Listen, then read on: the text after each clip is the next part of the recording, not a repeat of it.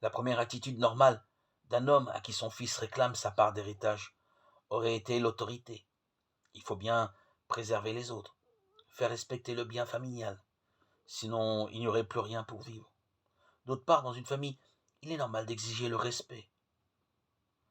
Devant l'affront d'un fils à vouloir quitter sa famille, le père aurait pu réagir en le laissant faire ce qu'il voulait, mais en coupant les vivres. L'injure est d'autant plus lourde à porter que c'est le plus jeune, le cadet, qui demande à partir. Nous comprendrions aussi une troisième attitude, celle que nous entendons le plus souvent dans des cas semblables à l'égard de l'enfant, la plainte.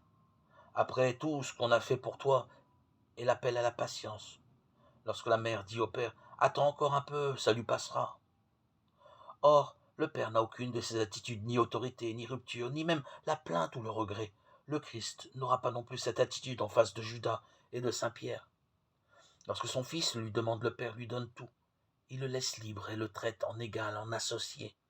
Il ne dit rien, semble indifférent. Au point de vue social, ou au qu'en dira-t-on. Il fait le jeu de celui qui s'en va. Judas aime l'argent, le Christ lui confie la bourse. L'argent du petit groupe. Saint-Pierre doute de lui-même et est anxieux. Le Christ lui confie l'Église et ses frères. C'est ainsi que Dieu agit avec nous, à l'opposé d'une attitude normale. Telle est l'immense délicatesse, tel est l'inimaginable respect de Dieu pour nous, du Père pour son Fils. Dieu fait notre jeu avec une incroyable douceur, si tu veux. Par amour, il respecte notre liberté, infiniment, au-delà de ce que nous ferions nous-mêmes.